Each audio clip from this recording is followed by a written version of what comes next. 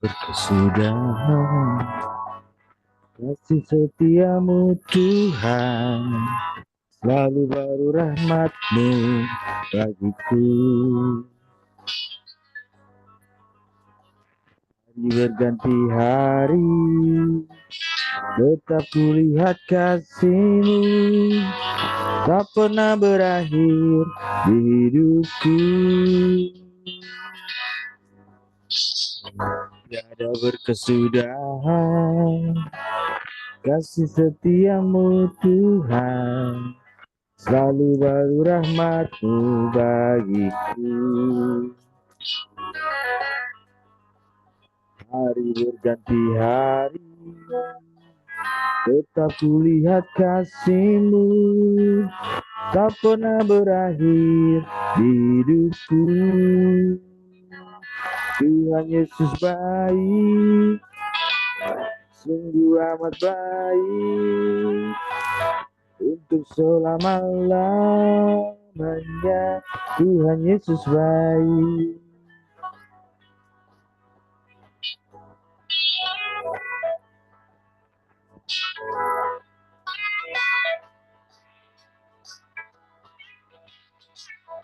Tuhan Yesus baik,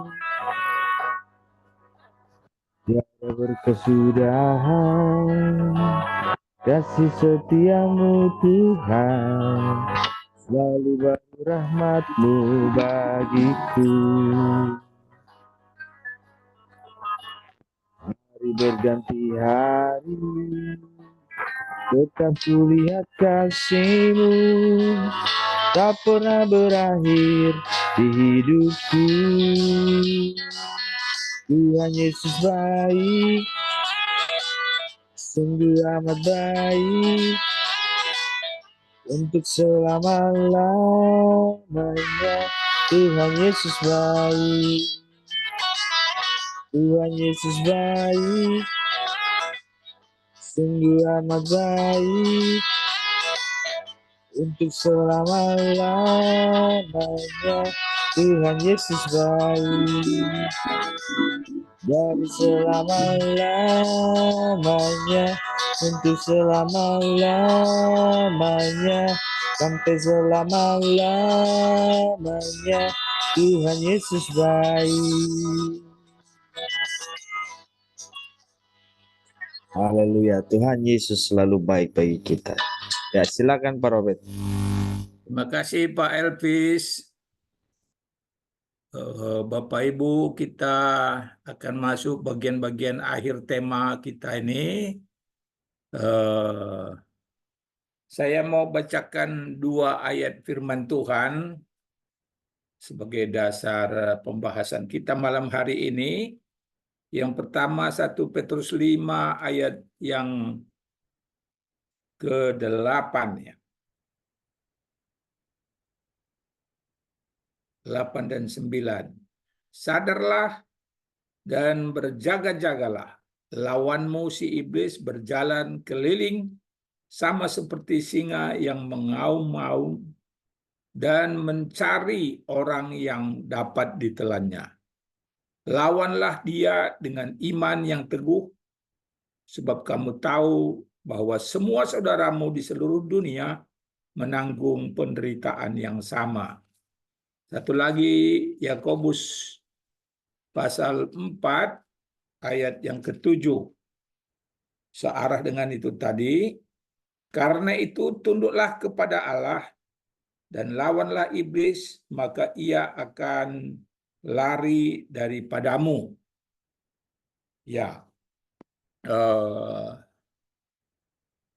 kita masuk dalam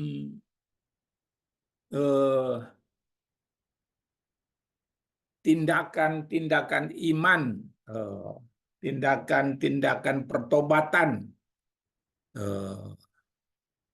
Di sini tadi dikatakan dalam 1 Petrus 5 ayat 8 tadi bahwa iblis itu berjalan keliling hendak mencari dan menelan orang yang dapat ditelannya.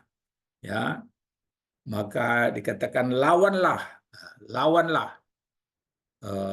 pengertian melawan iblis, ya, kita akan bahas malam hari ini. Firman Tuhan menjelaskan bahwa iblis berjalan keliling sama seperti singa yang mengaum-aum dan mencari orang yang dapat ditelannya.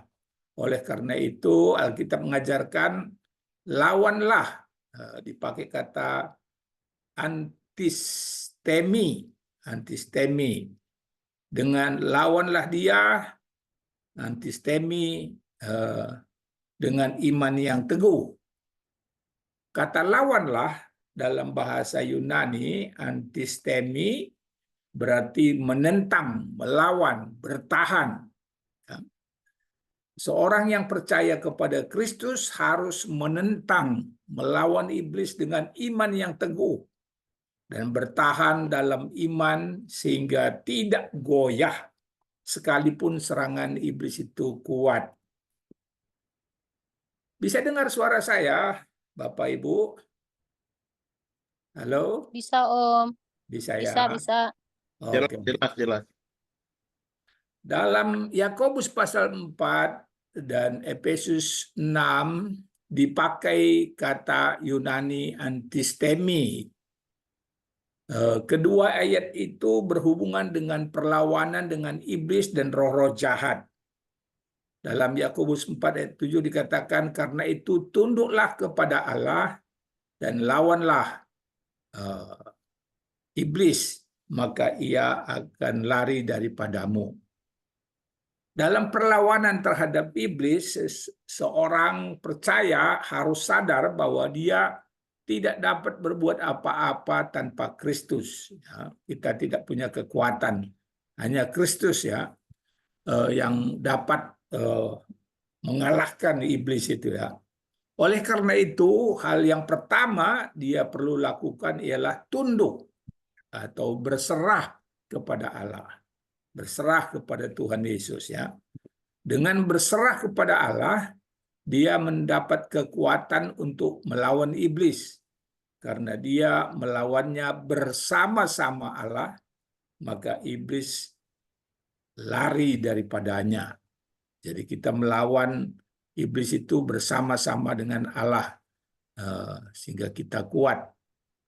Dalam Efesus pasal 6, ayat 10-20 dijelaskan beberapa perlengkapan untuk melawan iblis dan roh-roh jahat. Yang pertama, kebenaran sebagai ikat pinggang. Kedua, keadilan sebagai baju jirah. Ketiga, kerelaan memberitakan Injil sebagai kasut. Keempat, keselamatan sebagai ketopong. Kelima, firman Allah sebagai pedang.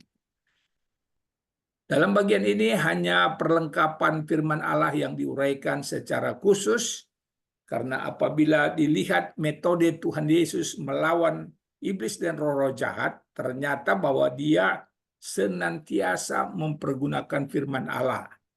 Ya, kalau kita baca kisah pencobaan iblis terhadap Tuhan Yesus dalam Matius pasal 4, ayat 4, ayat 7, ayat 10, ya, Tuhan Yesus selalu katakan ada tertulis, ada firman Allah yang tertulis. Ya. Iya, Miss. Apa maksudnya Halo. menggunakan firman Allah? Ada Malam. dua pengertiannya. Tolong yang lain di mute. Mana, Miss? Udah. Oke. Yang pertama, menggunakan firman Allah yang tertulis. Sama seperti Tuhan Yesus mempergunakan firman Allah yang tertulis, demikian pun orang percaya mempergunakannya dalam menghadapi serangan iblis dan roh-roh jahat. Tuhan Yesus selalu berkata, ada tertulis. Ya. Dengan mempergunakan firman Allah yang tertulis, iman seseorang dikuatkan untuk mengambil fakta kemenangan Kristus bagi dirinya. Jadi misalnya kan waktu Tuhan Yesus puasa, dia lapar, iblis katakan, iblis pakai juga ini firman Allah ya. jadikanlah batu ini menjadi roti. Tapi Tuhan Yesus katakan ada tertulis bahwa manusia hidup tidak hanya dari roti saja, tapi dari setiap firman Allah yang ada. Ya. Jadi kita counter cobaan iblis itu dengan menggunakan firman Allah yang tertulis. Sebagai contoh, apabila iblis mendakwa dan menuduh seseorang percaya mengenai kelemahan dan dosanya, ya, maka dia dapat mengambil firman Allah yang tertulis yang menyatakan bahwa dosanya sudah diampuni oleh Tuhan Yesus.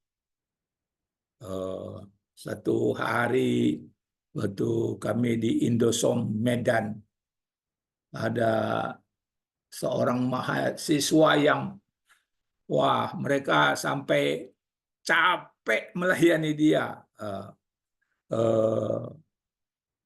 Dosa-dosanya dibongkar semua.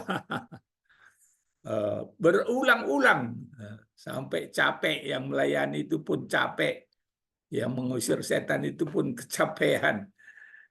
Sudah puasa, sudah mengusir setan berulang-ulang. Nah, lalu karena mereka sudah capek semua, mereka panggil saya, bagaimana ini Pak? Bagaimana ini menolong saudara kami, saudara kita ini, katanya. Lalu saya tanya orang yang tadinya dirasuk setan itu, saya bilang, pas dia lagi sadar, baik, kau kan sudah mengaku dosa-dosamu, sudah Pak. Kau yakin dosamu sudah diampuni? Yakin Pak? Wah, kalau gitu sudahlah, pergilah mandi, saya bilang. Dia pergi mandi, ya, kemudian kami karena sudah 2 hari capek semua, puji Tuhan, kemudian kami berdoa bersama-sama mengucap syukur, ya. Dia yakin, ya, sesuai dengan firman Allah, ya, 1 Yohanes 1 ayat 9. Jika kita mengaku dosa kita, maka Allah itu setia dan adil sehingga Dia mengampuni segala dosa kita dan menyucikan kita dari segala kesalahan, kejahatan kita. Jadi kalau iblis itu menuduh kita mengenai dosa-dosa kita, kita bisa katakan, aku sudah mengakuinya kepada Tuhan Yesus, dan Tuhan Yesus setia, Dia mengampuni saya, Dia menyucikan saya. Ya. Yang kedua, mengusir iblis dan roh-roh jahat dengan kuasa firman Allah. Tuhan Yesus tidak hanya mempergunakan firman Allah yang tertulis saja, tetapi Dia juga mengusir iblis dengan berkata, "Enyahlah iblis." Matius 4 ayat 10. Hal itu memperlihatkan bahwa Kristus menang mutlak atas iblis. Tuhan Yesus berkuasa mengusir iblis. Tuhan Yesus berdaulat memerintahkan iblis pergi. Enyahlah iblis. Dalam Yohanes 1 ayat 1 dan 2 dan ayat 14 dijelaskan bahwa Tuhan Yesus adalah firman Allah yang telah menjelma menjadi manusia. Oleh karena itu mengusir iblis dan roh-roh jahat dengan atau dalam nama Tuhan Yesus sama halnya mengusir iblis dan roh-roh jahat dengan kuasa firman Allah, dengan kuasa Yesus, firman Allah yang hidup. Dalam Yohanes 1 ayat 1 dan 2 ayat 14 dijelaskan, ini terulang ini. Kita lanjut. Dalam suatu pencobaan yang ganas seperti yang dihadapi Tuhan Yesus, harus ada suatu jawaban yang menentukan seperti itu, yang dikuatkan oleh Alkitab seperti tertulis di sini. Enyahlah iblis. Ya. Jadi kita mengusir setan dalam nama Tuhan Yesus, gitu ya. Tuhan Yesus telah memberikan kuasa yang mutlak seperti itu kepada orang-orang yang sungguh-sungguh percaya kepadanya. Nah, sebelum Tuhan Yesus mengutus murid-muridnya, Matius pasal 10 ayat 1, Lukas pasal 9 ayat 1, dia memberikan kuasa. Kamu akan mengusir setan-setan demi namaku. Ya. Istilah kuasa dalam bahasa Yunani yang dipakai dalam ayat tersebut ialah exousia.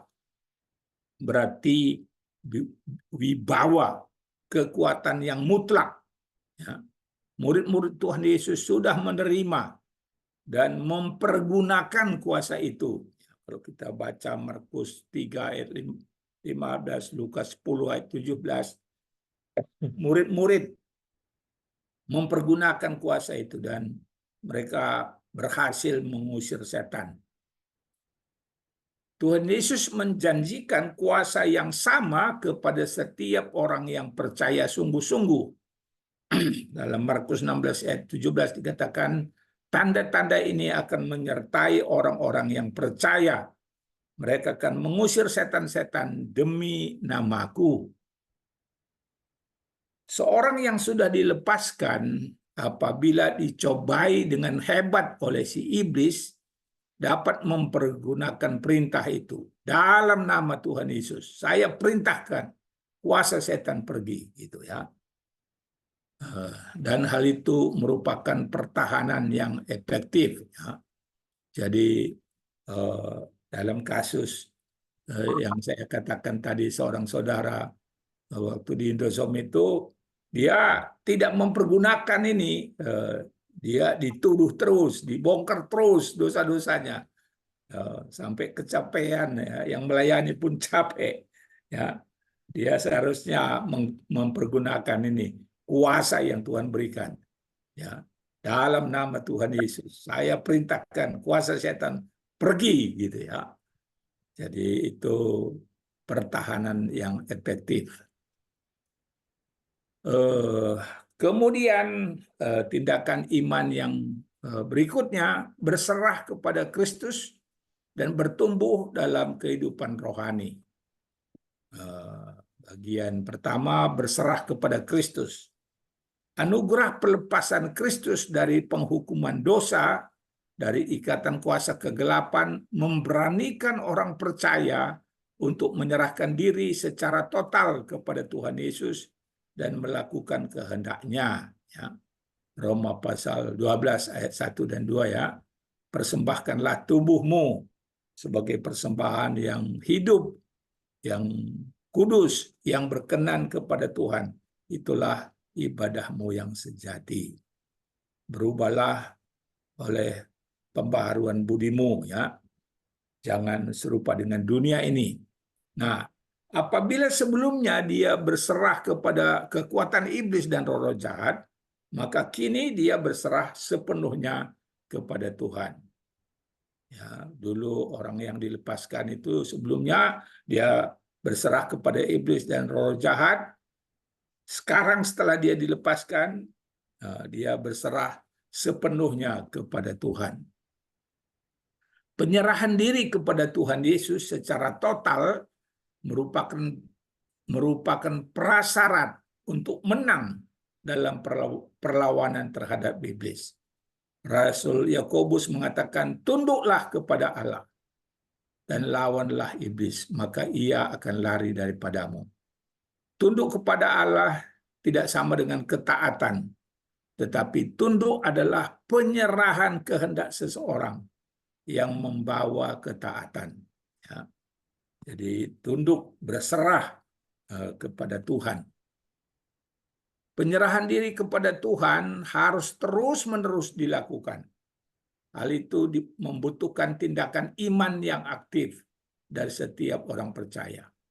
Oleh karena itu, Rasul Paulus mengatakan, janganlah kamu menyerahkan anggota-anggota tubuhmu kepada dosa untuk dipakai sebagai senjata kelaliman, tetapi serahkanlah dirimu kepada Allah sebagai orang-orang yang dahulu mati, tetapi yang sekarang hidup, dan serahkanlah anggota-anggota tubuhmu kepada Allah menjadi senjata-senjata kebenaran. Roma 6 ayat 13. Penyerahan diri harus dilakukan dengan penuh kesadaran dan sebagai suatu pilihan. Sebab si iblis akan tetap berusaha menarik orang percaya kepadanya. Penyerahan diri dilakukan dengan alasan kebenaran yang pasti dan jaminan yang indah atas kebenarannya. Sebab bagi orang yang menyerahkan diri kepada tangan Allah akan diisi oleh Allah dengan kehadirannya. Dan Allah akan menggunakannya dalam pelayanannya yang bersifat kekal sesuai dengan kehendaknya. Hal berikutnya, bertumbuh dalam kehidupan rohani. Seorang yang baru percaya kepada Tuhan Yesus adalah seorang yang baru lahir secara rohani. Ia dilahirkan kembali pada saat ia percaya kepada Tuhan Yesus, pada saat ia bertobat, pada saat dia meninggalkan Allah yang lama dan datang kepada Tuhan Yesus. Ya. Pada saat itu pula ia menerima Roh Kudus. Oleh karena Roh Kuduslah yang membuat ia percaya dan bertobat.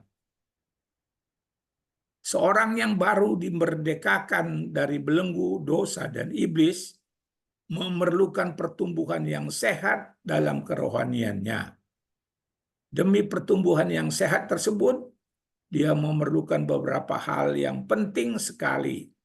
Yang pertama ialah firman Allah. Alkitab mengatakan, jadilah sama seperti bayi yang baru lahir, yang selalu ingin akan air susu yang murni dan yang rohani, supaya olehnya kamu bertumbuh dan beroleh keselamatan. 1 Petrus 2 ayat 2. Seorang yang baru percaya kepada Tuhan Yesus memerlukan firman Allah. Istilah air susu yang murni dan yang rohani dalam ayat tersebut di atas menunjuk kepada firman Allah. Karena istilah logikon yang berarti rohani menunjuk kepada istilah logos yang berarti firman. Pertumbuhan kerohanian seorang yang baru percaya datang dari pengajaran tentang Kristus dan Allah Bapa, yaitu inti firman Allah atau Alkitab. Ya. Jadi dia bertumbuh dalam pengetahuan akan firman Allah. Dalam taraf permulaan, seorang yang baru dilepaskan itu membutuhkan bimbingan bagaimana membaca dan mengerti firman Tuhan. Dalam hal itu, baginya perlu disediakan bahan bimbingan khusus sehingga tiap-tiap hari dia dapat membaca, merenungkan, dan mengerti firman Tuhan. Melalui pembacaan dan perenungan firman Tuhan, seorang yang baru percaya semakin mengerti kedudukannya dan posisinya yang baru di dalam Tuhan. Dia adalah anak-anak Allah. Dia sudah berpindah dari kerajaan iblis ke dalam kerajaan Allah. Ia telah menerima Roh Kudus yang lebih besar daripada roh-roh lain di dunia ini. 1 Yohanes 4 ayat 4. Oleh karena itu, dia tidak perlu takut terhadap iblis dan roh-roh jahat. Dosa-dosanya sudah diampuni. Ya, segala tuduhan iblis tentang dosa-dosanya tidak berlaku lagi. Ya, Wahyu 12 ayat 10 sampai 12. Tuhan memeliharanya secara rohani dan secara jasmani. Tuhan menjaganya sebagai biji mata Tuhan sendiri. Ulangan 32 ayat 10. Tuhan mencukupkan kebutuhannya. Matius 6 ayat 33. Tuhan menambahkan pengetahuan akan firman Allah. Mazmur 25 ayat 14. Tuhan menguatkannya dalam penderitaan dan kesenangan. Ya, aku cakap menanggung segala perkara di dalam Tuhan yang memberikan kekuatan kepadaku. Tuhan memberikan jalan keluar dalam pencobaan yang dihadapinya. Oke, yang kedua, lingkungan rohani, yaitu tubuh Kristus. Seorang yang baru dilepaskan dari belenggu iblis dan roh jahat, oleh karena dia percaya kepada Kristus, dia telah dimasukkan ke dalam tubuh Kristus, ke dalam keluarga Allah, yaitu gerejanya. Efesus 2 ayat 13 dan 19. Dia tadinya jauh dari Allah tanpa pengharapan, kini sudah menjadi dekat oleh karena darah Yesus. Dia perlu diterima dalam keluarga Allah tersebut.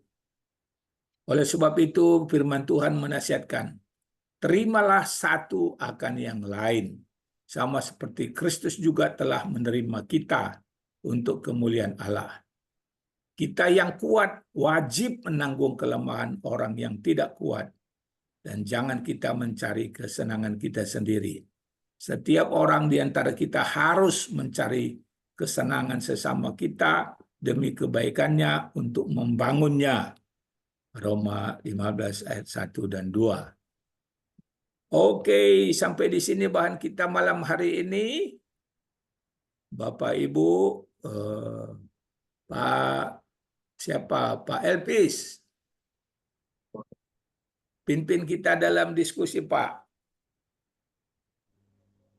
Ya, terima kasih Pak untuk pembahasannya. Ada Pak Calvin juga hadir. Ya, sudah hadir Pak Calvin. Kita masuk diskusi pertanyaan terkait yang disampaikan. Silakan Pak Calvin mau menambahkan.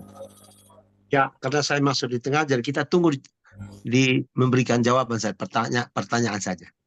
Oke Bapak. Silakan. Terima. Selamat malam, ada Ibu Selvi Jamaludin dari Samarinda, ada Pak Martin Minggu lalu pun Marpaung, hadir Ibu itu. ada Pak Nikolas Sutabarat dari Tangerang,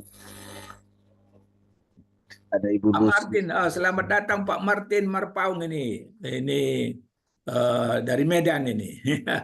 Oh, Pak Ya, Martin. shalom Pak. Selamat Shalom. malam. Selamat Buat malam. semua, salam kenal. Ya, Terima kasih buat pemaparannya Pak Robert. ya, terima kasih kembali. Mari kita berdiskusi.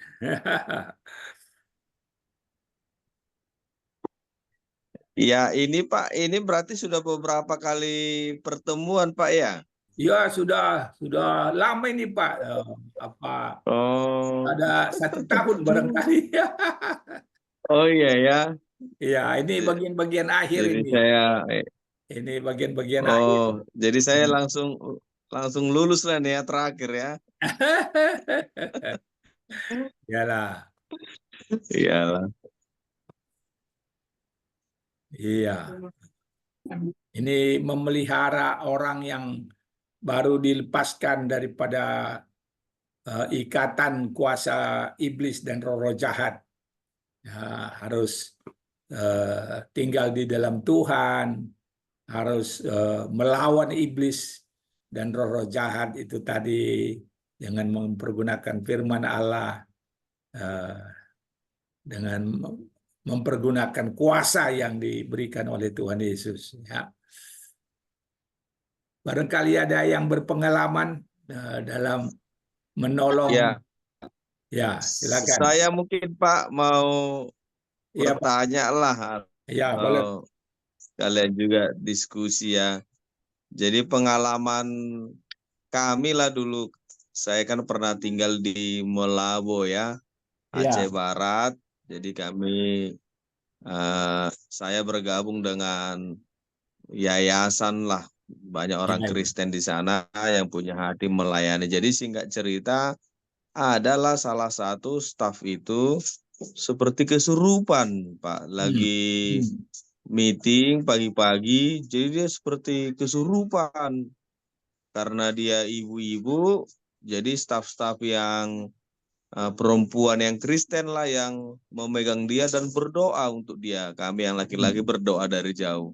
Tapi yang saya heran, seperti saat didoakan diusir roh jahat yang masuk ke ibu itu, sampai berjam-jam tidak keluar-keluar Pak. Akhirnya karena kelelahan lah, udah berjam-jam capek sendiri lah yang kesurupan itu.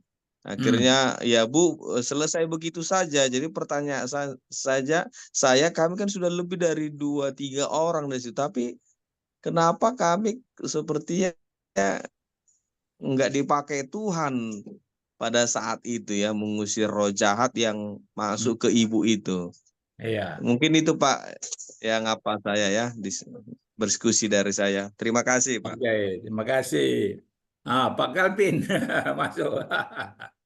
Iya Pak. Pak Martin ya. Ya, Pak Martin ya. Ya, saya termasuk salah satu pemegang yang kayak gitu-gitu dulu. Jadi saya udah tahu rahasia iblis itu seperti apa sih.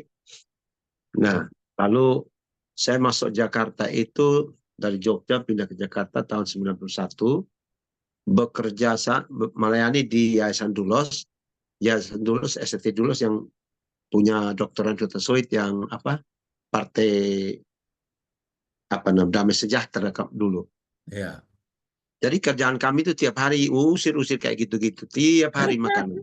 Nah, yang datang, jadi yang saya mau share ini adalah salah satu pengalaman di mana satu waktu kami dibawa oleh satu kelompok orang, seorang wanita, jadi teman kerja mereka di perusahaan di Pulau Gadung. Lah, kenapa ya? Halo?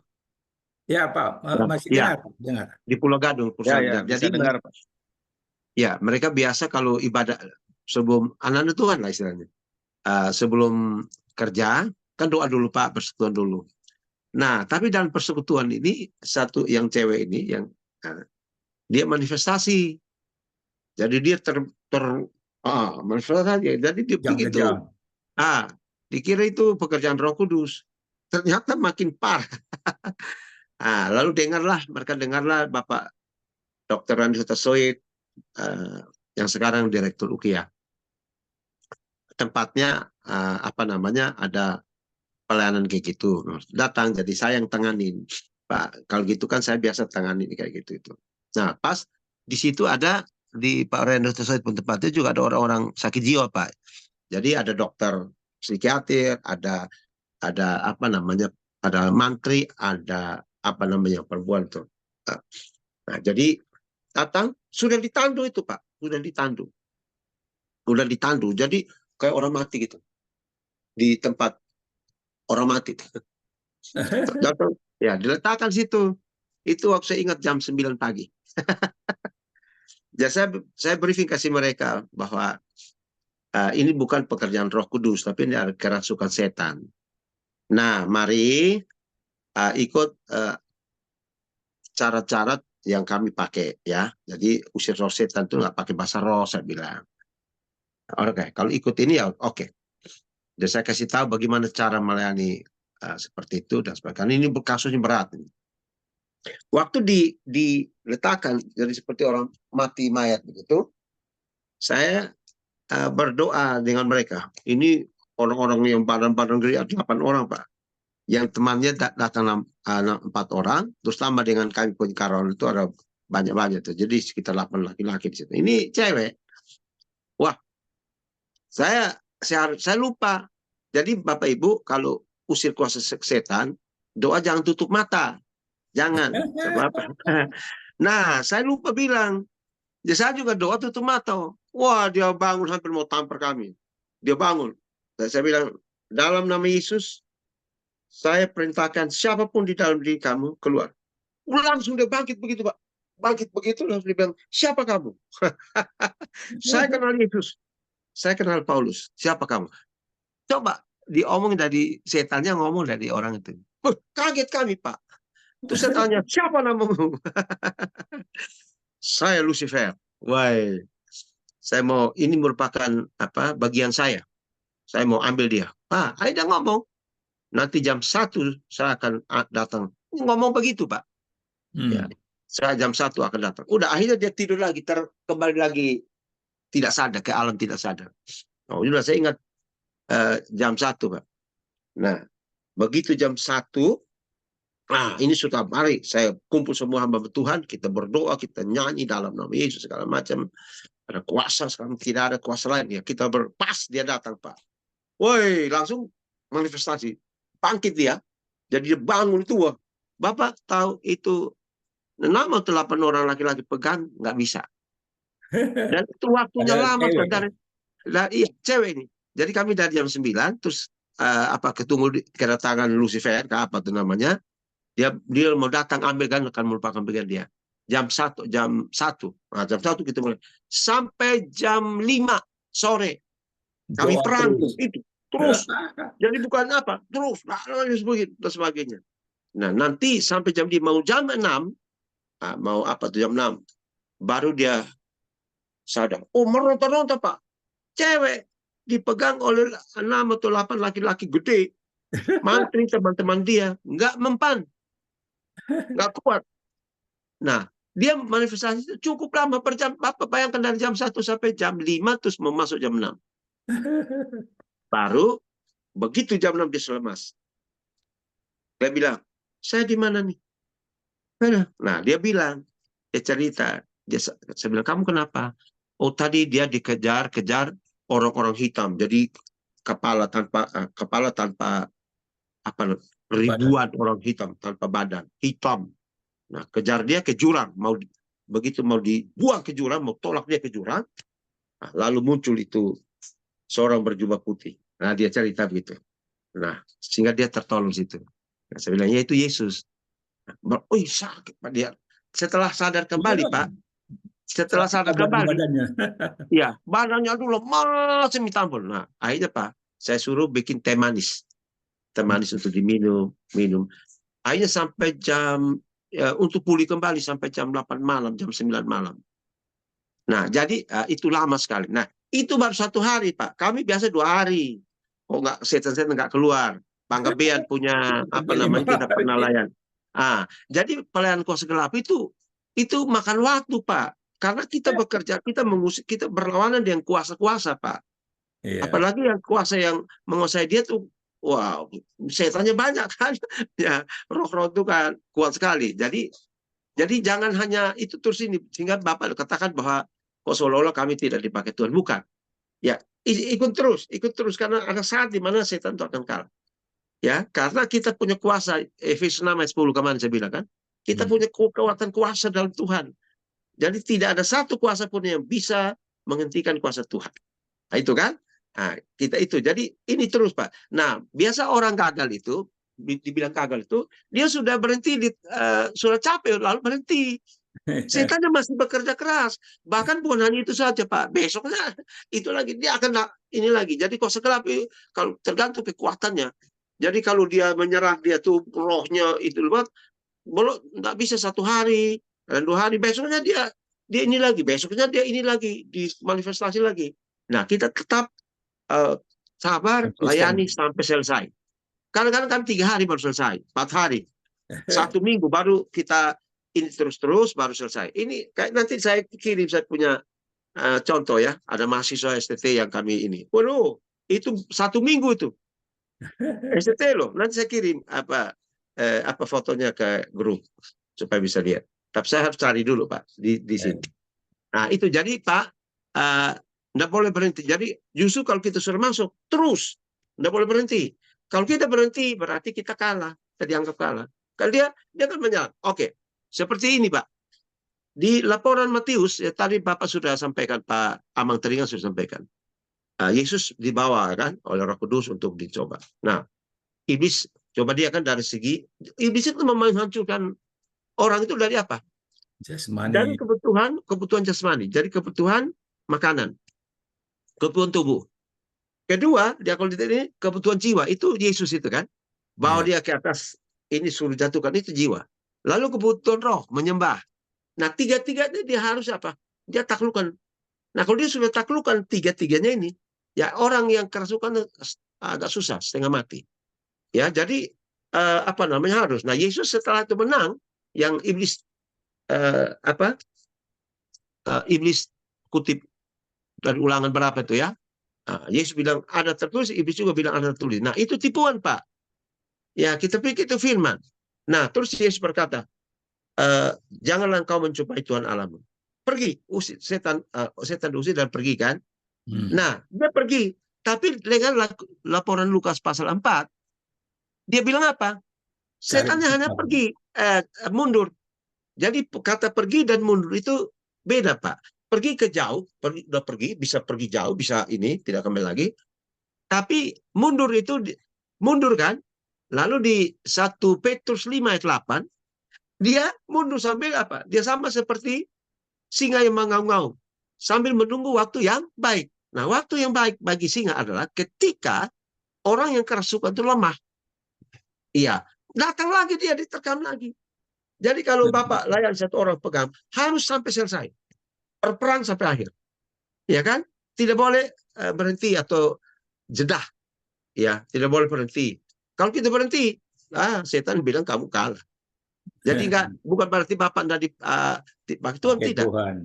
Nah, itu dipakai hanya karena itu. Kerasukan kekuatan setannya berat, cukup berat, 8. Perlawanannya cukup berat. Jadi kita harus perang terus, perang roh. Iya, ya, Efesus pasal 6 itu. Hendaklah kamu kuat dalam kekuatan kuasanya, dan dalam kekuatan Tuhan dalam kekuatan kuasanya, supaya kamu dapat bertahan melawan kuasa setan. Ya, pribadi-pribadi itu bukan melawan darah daging, tapi pribadi-pribadi itu setan. Nah itu Pak, itu satu kekuatan luar biasa. Jadi jangan berhenti Pak. Jadi bukan berarti Bapak dan teman-teman seolah ya kalau nggak dipakai Tuhan, nah itu kan sudah capek jadi berhenti ya. Setannya masih mau lihat ini masih berperang, masih mau nggak lawan saya, kayak kira-kira gitu. Jadi terus Pak, terus sampai ke akar-akar sampai selesai. Nanti saya kirim, saya punya pelayanan kuasa gelap tuh, anak-anak mahasiswa 1 minggu tuh. Pak Martin sudah masuk dalam grup KFI Berkat belum? Belum barangkali ya. Nanti kita masukkan ya. Belum Pak, belum. Belum ya. Masukin. Iya. Siap Pak. Ya, itu Pak, itu penjelasan saya. Pak Raples. Halo Pak Raples. Pak Rafli lagi hands up itu, lagi memberkati atau apa itu? Oh ya. Lagi monitor kali ya. Jadi bukan Bapak dan teman-teman Ya, baik, terima kasih Iya. Pak. Iya ya. Jadi seperti Iyalah karena belum pengalaman di bagian itu ya. Iya.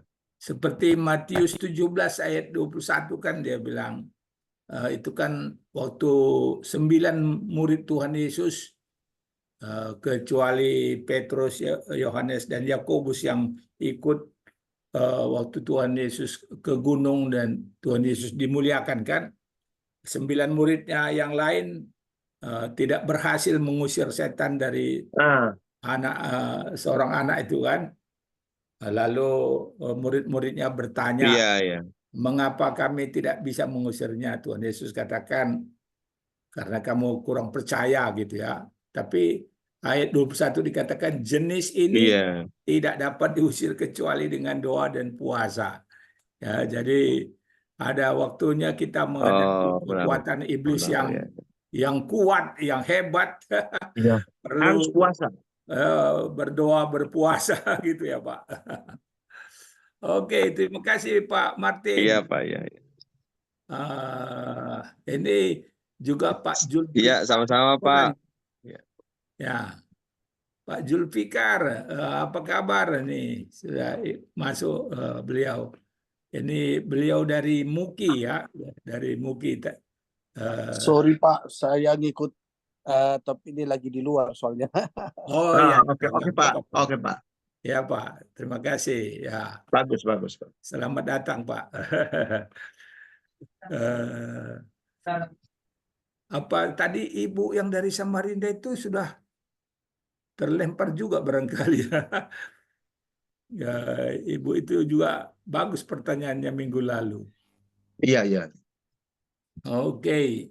Ya, Ibu Lucy masih ada pekerjaan lain atau sudah bisa berbagi, Bu? Ya, shalom malam Bapak Ibu. Ya, shalom, selamat malam. Saya ibu-ibunya ya. Ya, tadi ada Ibu dari Samarinda, tapi entah terlempar keluar atau bagaimana itu. Oke Ya, Pak, sedikit berbagi ya. Tadi terima kasih untuk materi firman Tuhan yang sudah Bapak sampaikan tadi. ya, Masih tadi mendengarkan pertanyaan dari Pak Martin. Pak ya, Martin Marpaung ya tadi ya. betul, betul. Ya Pak Martin Marpaung, suami saya Napi Tupulu. Itu Oh, apa? Horas mak. oh, Tinggal di mana? di Inang. Jakarta Timur. Di Jakarta Timur. Oh, di Jakarta. Ya, Oh ya, saya di Medan sama dengan Pak Robert. ya, kami tetangga ini. Tuhan Kantor Bapak ini. bersaudara di dalam marga, bersaudara di dalam Tuhan Yesus. Amin. Amin, amin, amin. Saya hanya menanggapi aja sedikit tadi dari berbagi pengalaman ya dengan pertanyaan Pak Martin tadi. Tadi juga udah disampaikan oleh Pak Calvin, memang ya dalam kitab pelayanan itu bukan tidak dipakai, bukan. Tapi terkadang memang seperti yang disampaikan oleh Pak Robert tadi, ada memang kuasa-kuasa gelap yang memang harus kita layani, butuh waktu. Tapi dari kita sendiri juga sebagai pelayan Tuhan memang harus betul-betul mempersiapkan. Artinya dalam pelayanan, karena saya juga terlibat dalam pelayanan okultisme, yang pertama memang harus ada tim pendoa buat kita. Yang terus mendoakan kita, ada tim, ada persekutuan kita yang terus berdoa, termasuk tadi puasa. Jadi mereka yang terus berdoa mendukung kita. Jadi baik nyanyian, baik doa di saat kita pelayanan itu terus mengalir. Kita pelayanan okultisme pelepasan, mereka terus berdoa dan bernyanyi buat Tuhan, ada kuasa dalam darah Yesus. Terus mereka berdoa sehingga tadi kuasa-kuasa iblis itu, dan kita harus percaya bahwa dunia punya kuasa, tapi kuasa yang ada dalam diri saya adalah kuasa Tuhan Yesus jauh lebih hebat. Itu harus kita yakini bahwa kuasa yang ada dalam diri kita itu, yaitu mengandalkan Yesus, itu jauh lebih hebat dari kuasa-kuasa dunia. Memang ada yang kita temukan memang agak susah, dan bahkan pernah sampai kami tampar karena dia seperti melecehkan kita. Bahkan kayak seperti dalam saat doa Bapak kami itu seperti mengolok, kami tampar mulutnya. Kamu siapa? Sampai akhirnya dia itu memang butuh sampai, kalau waktu itu kami sampai 4 jam, 5 jaman, sampai dia baru menunduk. Udah saya permisi, kata saya takut. Saya takut dengan nama itu. Karena kita bilang jangan lihat, bukan kita, tapi Yesus yang ada dan kuasa Yesus yang mau kami tunjukkan. Lepas kau dari tubuh orang ini. Nah, jadi pertama di dalam yang kita lakukan, pertama kita harus bentengin juga dulu keluarga kita, karena kadang dalam saat pelepasan itu jika kita nggak lebih dulu dengan di dalam doa dan puasa dan membentengi keluarga kita, bisa juga jadi balik. Serangan balik. Balik. Nah makanya tadi perlu ada tim yang terus berdoa buat kita. Kita itu tadi, kita harus sadar kuasa Yesus. Kita membawa nama Yesus, bukan diri kita. Jadi sama seperti yang tadi, iblis itu, kita katakan pendakwa itu kan, iblis itu selalu menyerang kita ibarat singa yang siap mengincar atau menerkam siapa aja.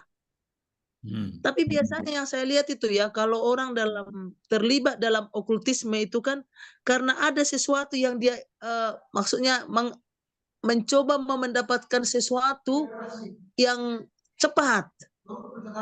Misalnya dia pengen mau jadi sehat, padahal ada aturan dokter, mau jadi kaya, kekayaan, dia mau mendapatkan satu jabatan. Nah, di situ biasanya orang-orang tergiur dengan kegiatan seperti itu, hal seperti itu. Dia mau mencoba mempercepat, istilahnya cari jalan tol, nggak yakin akan penyertaan Tuhan, nggak yakin akan rencana Tuhan dalam hidupnya. Tapi mereka tidak sadar, jika seseorang terlibat dalam okultisme, ada perjanjian, tidak ada yang gratis. Pasti ada tumbalnya. Pasti ada tumbalnya. Nah, dalam pelayanan yang kita lihat itu, yang kami layani, pernah ada yang keluarlah seperti ular dari tubuhnya, ada seperti ikan, apa itu kalau di Medan itu yang kayak, bukan lele, kayak gabus kecil. Gabus kecil bisa keluar dari tubuhnya. Iya, iya. Dia bisa nempel di tembok. Kalau ini dari apa? Dari Jawa Barat. Dia bisa kayak singa bisa nempel itu, dia bisa nempel di tembok. Nggak tahu gimana. Saya juga heran kenapa bisa begitu awalnya. Wah, tapi itu dia tadi dengan kita berdoa akhirnya ambruk sendiri. Dalam hati saya di tembok itu seperti ada lem kali ya. Kok bisa dia nempel di tembok miring gitu, mencakar gitu kan? Tapi setelah kita udah berdoa udah ambruk dia, ampun gitu. Tapi memang ada dalam diri kita yang pertama, jangan kita terlibat dengan itu. Jika kita melakukan pelepasan, kita bersih dulu dari hal-hal okultisme itu sendiri.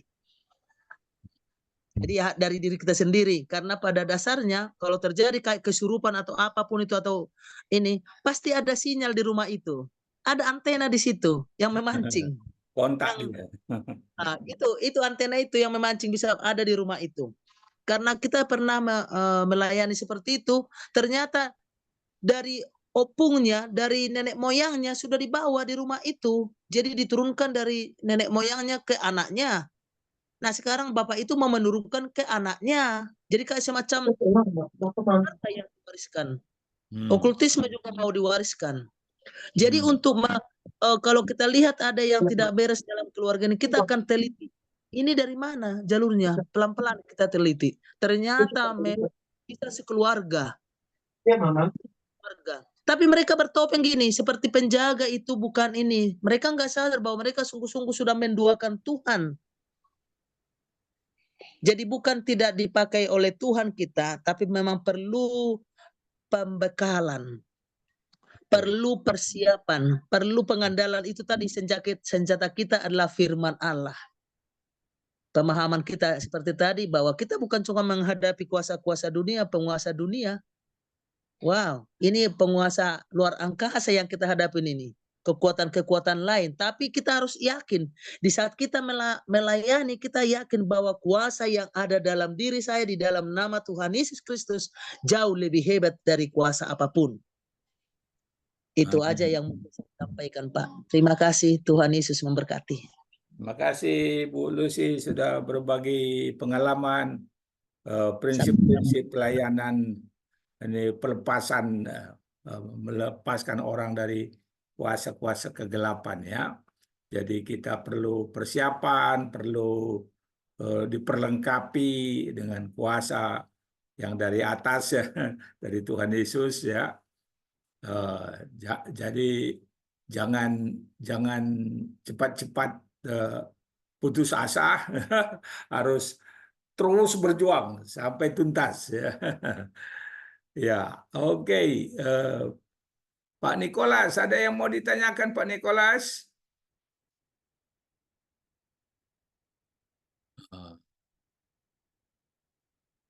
Mana Pak Nikolas ini? Nggak dengar. Oke, ada lagi, siapa lagi yang mau berbagi? Pak Elpis, ada yang mau ditanyakan?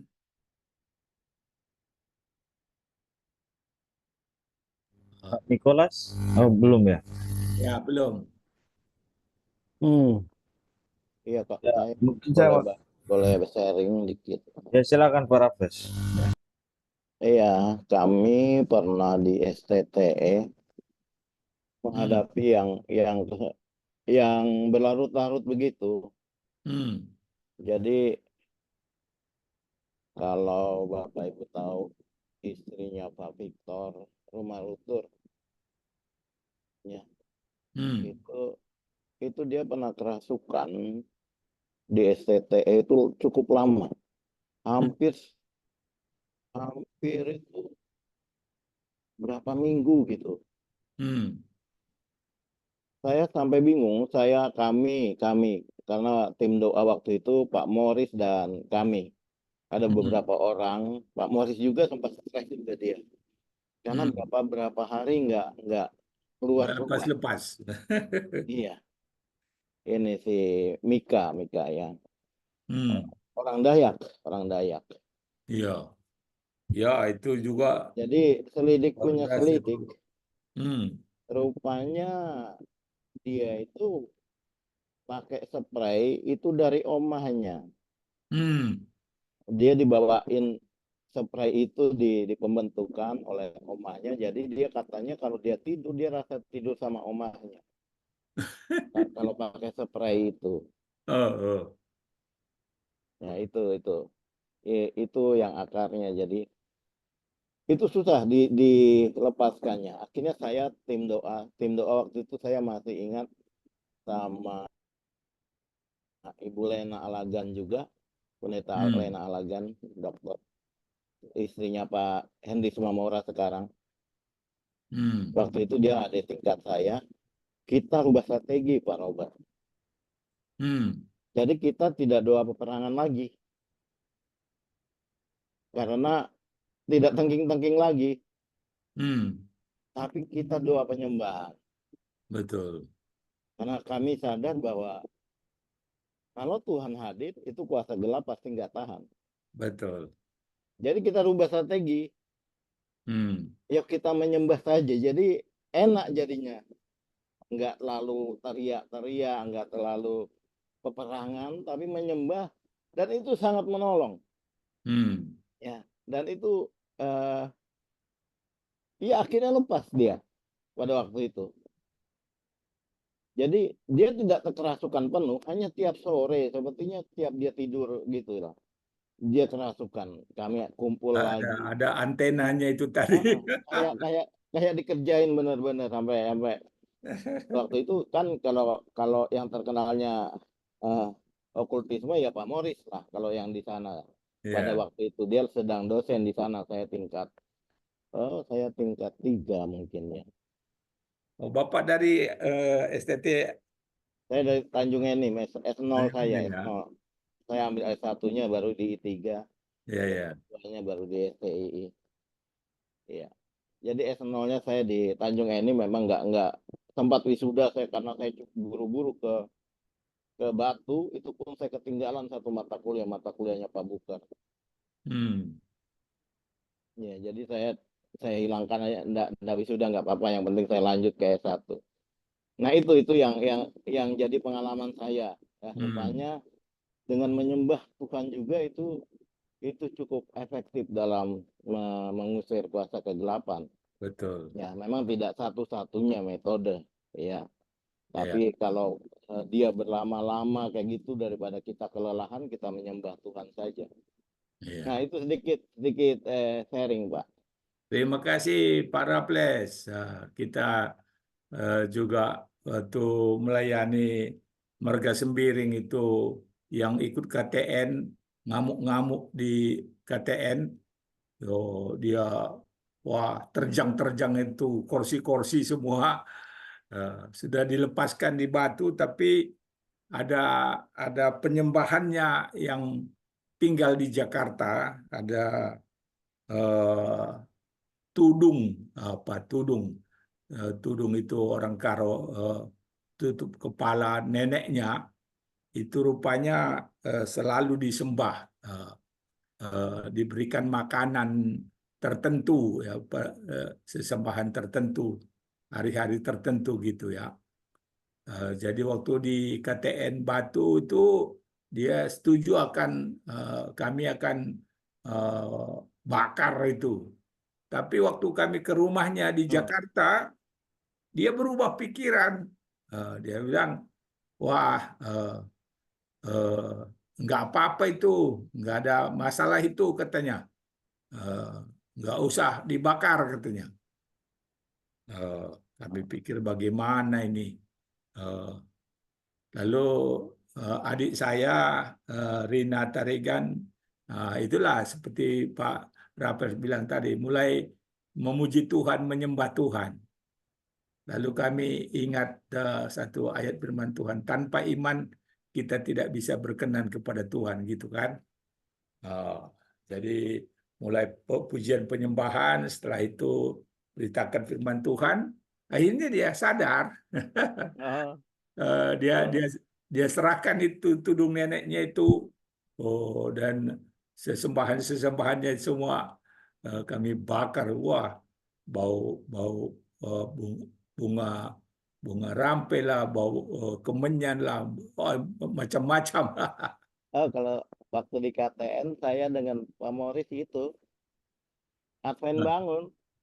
Oh, Pak Aden bangun ya. Iya. Saya kan saya sebetulnya bukan di konseling waktu itu, saya di informasi. Kok saya lihat kok ada orang gitu pojok sana, tahu Pak Advent bangun. Ya itu, cuma waktu itu kasusnya saya bukan masalah pelepasannya. Tim kami ada yang bermasalah, tim konselingnya ada yang tidak berteguran, rupanya bermusuhan mereka. Oh, Nah, ini jadi itu koreksi. yang dipakai iblis ya. Tim konselingnya bermusuhan. Nggak kompak. Iya, laki sama perempuan, nggak tahu masalah apa. Waduh. Cuma saya bilang selesaikan dulu baru masuk pelayanan. Jadi akhirnya banyak lepas tuh Pak. Kalau Pak Advent bangun ini, Wah, dia itu banyak diselamati itu ini.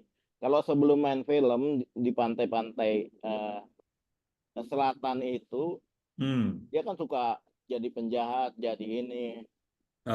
Nyi Roro Kidul itu kadang film-film begitu dia diselamatin dulu rupanya. Oh gitu ya. Iya, semua tim itu diselamatin, nggak tahu apa gitu. Jadi dia Kasih sesembahan. waktu pelepasan itu macam-macam, dia Ya. roh singa, roh binatang-binatang masuk semua ke dia, binatang-binatang buas itu. Jadi iya dia ini dilepaskan dengan banyak kerasukan macam-macam binatang buas. Waktu di KTN ya. Iya di KTN itu. Jadi dia memang dimenangkannya waktu di KTN itu Pak. Puji Tuhan, akhirnya Pak Advent bangun itu melayani Tuhan juga. Iya, jadi pendeta Tiberias kalau nggak salah. Ya, dia mertuanya teman kami di Sola Gracia. Jadi kami tahu bagaimana dia melayani. Dia jadi pendeta pelayan di Tiberias, Pak. Oh, tapi udah meninggal Ya, kan? sudah meninggal. Iya, sudah dipanggil Tuhan beberapa tahun lalu. Ke daerah-daerah, Pak. Untung dia dipanggil Tuhan sudah bertobat. Kalau enggak, dia kan orangnya tinggi besar. seram. Iya. Oke, saya mau berbagi lagi pengalaman kami waktu di Kalimantan Barat. Waktu itu sampai 5 hari sudah berdoa, berpuasa, nggak keluar-keluar. Rupanya itu selain kerasukan setan, dia secara psikologis ditunggangi akar pahit gitu ya. Dia dulu terlibat PKI. Jadi dia dipukuli, babak belur berulang-ulang gitu kan. Nah, rupanya sakit hatinya luar biasa. Nah, jadi akhirnya Tuhan sadarkan kami, selain doa puasa, perlu juga bantuan dokter. Jadi kita kerjasama dengan dokter medis ya, supaya dia tenang. Setelah dia tenang, baru kami usir roh-roh jahat itu dengan doa puasa, akhirnya baru dia lepas. Jadi kadang-kadang perlu juga diselidiki, dianalisa latar belakang keterlibatan dia itu karena apa gitu ya. Nah, ini saudara itu karena ada akar pahit, dendam, ya karena dia dulu terlibat di PKI, dia dipukuli. Nah, harus ditolong juga secara istilahnya itu secara psikologis ya, secara kesehatan jasmani. Yang berat sebetulnya kalau kasus-kasus okultisme kombinasi dengan psikologi itu. Iya, itu. Pahitan, kadang-kadang itu agak berat. Ada konselingnya harus kuat itu. Iya. Jadi memang kita seperti Bu Lucy tadi bilang perlu diperlengkapi kita. Perlu dipersiapan. Oke, terima kasih Bapak Ibu. Waktu kita tinggal masih ada beberapa menit lagi ya. Kalau tidak ada lagi yang mau berbagi, tidak ada lagi yang bertanya, kita tutup. 20 menit lagi. Iya. Kalau ada. Saya Pak, mau tadi ada satu, Pak. Ya, silakan Bu. Ya, di minggu-minggu yang lalu kita melayani seorang pemuda. Ya, pemuda ini sebenarnya dia udah lulus S2. Tapi lucunya itu dia tadi, dulu dia memang udah terlibat. Tapi pas saat dia mau sidang di S2-nya itu bisa dia tenang. Nah, selesai itu bisa. Jadi dia seperti dipermainkan. Nah, pas kemarin pelayanan lah kita. Kita pelayanan, kebetulan dia dekat di daerah rumah kita. Saya hamba Tuhan, teman sepelayanan saya dari Bali. Jadi dia lewat Zoom kita dalam pelayanan ini. Ternyata dia dulu terlibat sama orang Cina. Udah menikah, nggak tahu gimana lah gitu namanya anak-anak muda ngasih waktu dia S1-nya, taunya nggak jadi. Rupanya perempuan itu jadi nikah lah sama orang gitu. Jadi akhirnya mungkin dia kok jadi ke orang, dia kayak belajar ilmu lah gitu, belajar ilmu. Padahal itu udah kawin sama orang lain. Jadi dalam pelayanan kita ke dia, dari matanya, dari semua gerakannya itu, ya budaya-budaya Cina lah ditunjukkan dia. Rupanya saya bilang, saya nggak perhatikan. Ternyata di tangannya dia kan selalu kalau kita ketemu, selalu itu pakai celana panjang, gitu kan? Di tangannya nggak ada lihat. Pas udah itu, oh iya ternyata dia ada diikat jadi dibuat, nggak tahu ada apa perjanjian dia dulu dengan perempuan itu, ada semacam benang. Tapi ini saya lihat ini benang kayak orang Cina yang biasanya punya ini. Diikatlah di kaki kelingking dia punya. Kelingkingnya itu. Nah pas kita pelayanan itu, wah dia karena dia bukan cuma dari Cina. Dayak juga termasuk kuat Pak. Ada dia di dalam, jadi dia 3. oh kuat, kuat, sangat kuat. Dayak, Surabaya, Dayak, Jawa Barat, sama ini, sama Campur Cina ya? ini 3. Kan, tapi yang paling agak ini susah itu di Dayak ini 3, Jawa Barat sama Cina sama Dayak. Itu yang dia. Wah. Nah, itu di kaki semua tuh. Sampai kita buat dia sampai muntah-muntah. Ini pelayanan kami bukan cuma sekali. Seperti saya tadi ke Pak Martin, ini kami tangani hampir 1 bulan. Karena yang kami hadapin bukan cuma 1. Jadi dia bisa manifestasi berbagai. Bisa nanti dari budaya, dari ini si Dayak yang datang. Bisa nanti dari Jawa Barat. Bisa dari ini. Tapi saat dia mau kami selesaikan, memang ampun capeknya kita luar biasa Pak. Capeknya kita luar biasa. Cuma itu dia tadi, pas kita udah pelayanan kemarin, kita selesaikan hampir satu akhirnya pas mau tuntas. Memang seperti tadi kita bilang, karena ini sudah lari seperti ada juga jadi kayak depresi dia. Jadi kita harus kerjasama dengan psikolog. Akhirnya kami kerjasama lah dengan psikolog Rumah Sakit Angkatan Darat Jakarta Pusat. Ke RSPAD kami kirim dia. Kan? Tapi setelah udah kita layani semua, akhirnya dia muntah-muntah lah Pak. Kami kasih air minum, dia muntahlah, dia keluarlah dari mulutnya ini kayak rambut apa nggak tahu deh. Pokoknya dia muntah-muntah lah. Setiap muntah itu adalah yang kayak ikan kecil, adalah yang kayak paku, adalah yang kayak rambut. Ini di ember ini. Iya. Kita tampung, siapkan embernya. Setiap kita doakan, kita olesin minyak itu, kita doa.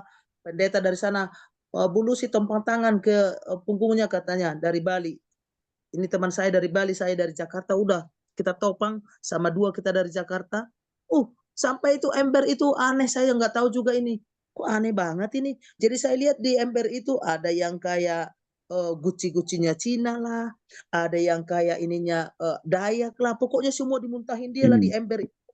Masih kita tampung itu. Dan luar biasanya Pak, air kan kalau di ini dengan api kan pasti mati, tapi dia tuh kayak meleduk-leduk. Kita siram itu, kita pas saat kita bakar dikit-dikit meledak-ledak itu.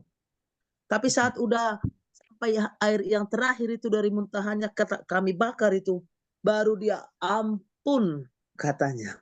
Ampun, saya takut katanya. Saya takut.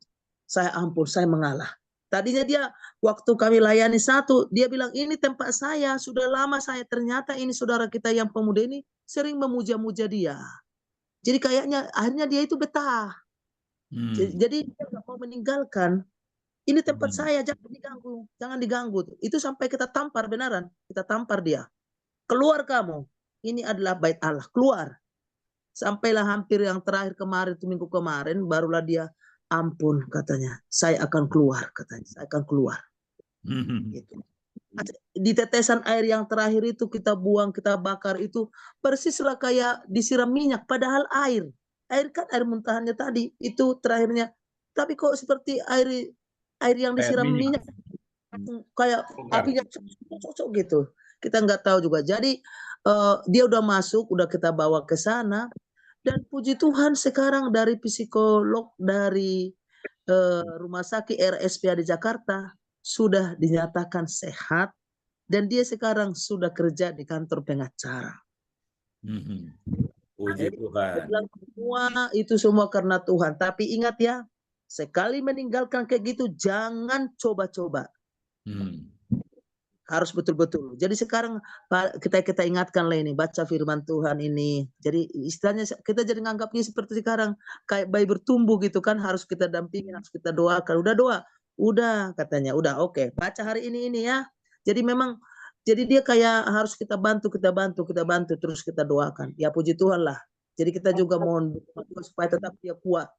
Karena saya yakin pasti mau digoda, tapi kalau dia kuat di dalam Tuhan, hidupmu itu adalah firman Tuhan. Jika kamu membaca firman Tuhan setiap hari, seperti kamu mau makan tiap hari firman Tuhan itu nanti yang menjadi kekuatan rohani itu untuk membuat kamu kuat apapun yang terjadi godaan. Ingat, tubuhmu ini adalah bait Allah. Jadi puji Tuhan Bapak Ibu, dia sekarang sudah kerja di kantor pengacara dan dari Rumah Sakit RSPAD Jakarta sudah mengeluarkan bahwa dia sudah sehat. Karena kemarin itu udah dikata kayak udah error, teriak-teriak terus, ngomong-ngomong terus. Tapi puji Tuhan sekarang udah ini. Jadi ya perlu kita memang saling mendoakan. Di samping perlengkapan yang tadi, baca terus firman Tuhan, ada doa-doa dukungan dari teman-teman seiman untuk membuat dia semakin kokoh dan teguh di dalam Tuhan ini. Itu aja Bapak, Tuhan Yesus memberkati kita semua. Terima kasih banyak Ibu Lucy. Kemarin ada yang bapak-bapak ingat kita mendoakan Nande Herman yang sudah 1 bulan tidak sadar.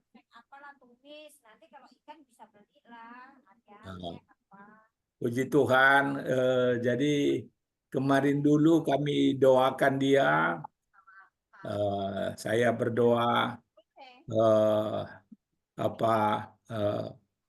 kalau Tuhan menghendaki, Tuhan buat mujizat, dia sadar, atau kalau Tuhan menghendaki dia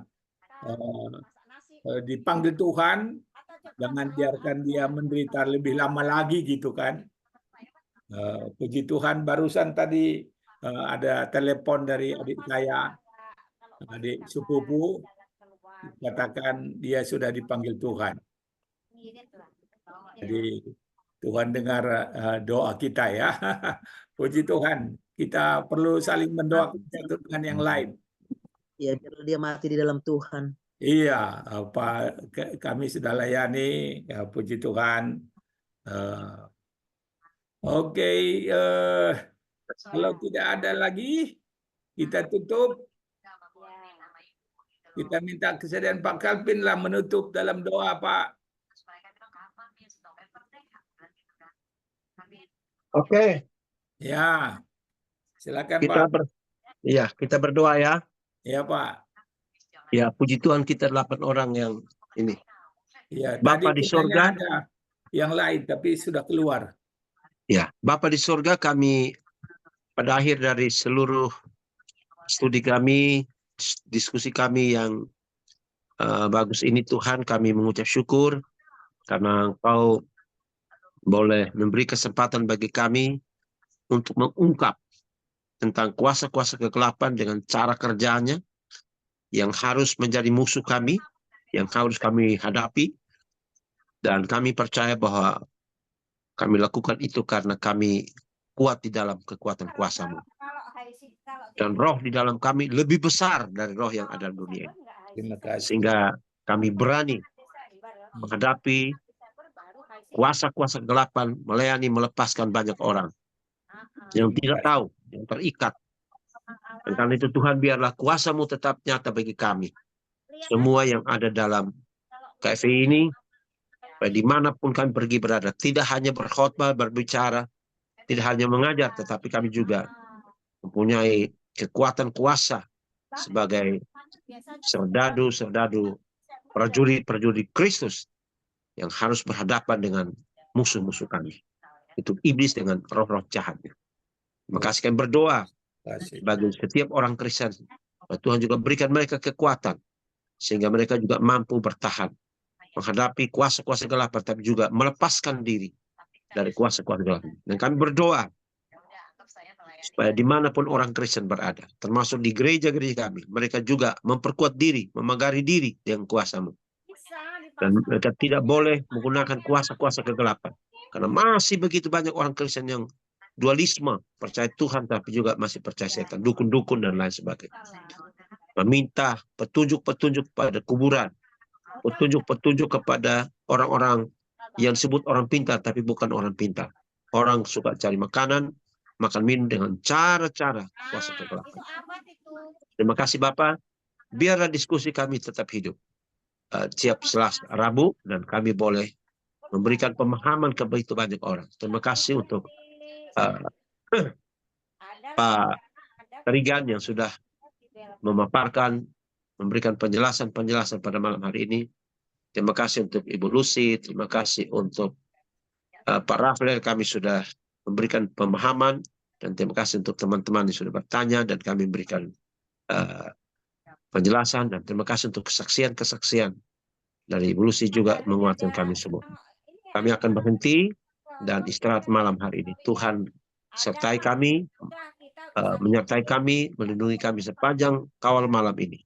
Dan besok pagi kami boleh kembali bangun dalam kekuatan yang baru. Terima kasih untuk Pak Elvis yang sudah memotor kami, pelan ini dapat berjalan dengan baik. Terima kasih Bapak. Pada akhirnya biarlah kasih dan rahmat Tuhan Yesus, kasih Allah dan pimpinan Roh Kudus menyertai, menghibur kami semua hari ini sampai selama-lamanya. Dalam nama Yesus kami berdoa. Amin. Amin. Ya. Terima kasih Pak Kalvin, Ya. Pak Tuhan memberkati. Raffles, Amin. Bu Lucy, Terima Pak kasih. Martin, Ya, terima kasih Pak. Pak Zulfikar, Pak Nikolas, Terima Pak kasih. Elvis. Ya, ya. Oke, silakan Oke. siapa yang hostnya hentikan. Shalom. Selamat Shalom. malam buat semua ya. Tuhan Ya, berkati. sampai jumpa Ya. lagi. Ya, Pak. Ya. Tadi pagi saya nggak bisa masuk itu. Nggak tahu kenapa. Saya Ya, bolak-balik nggak bisa. Hanya bilang di situ bilang apa? Terus nggak jalan lagi. Saya telepon Ibu Nita berapa kali disuruh masuk. Saya lempakin nggak bisa. Ya, tadi pagi saya nggak bisa ikut. Ya, tapi ini sudah kok bisa gitu. Ini bisa ya. Ya, makasih itu berkati. Ya, terima kasih. Sampai Oke, jumpa silakan. lagi. Siapa yang hostnya silakan kasih. Oh, Pak Raffles ini hostnya. Kalau Ya, enggak keluar masing-masing. Ya, keluar masing-masing sudah. Iya. Oke, kita keluar ya. Yo, Oke. terima kasih Oh, Pak ada. Raffles. 4, 3, 2, 1. Satu.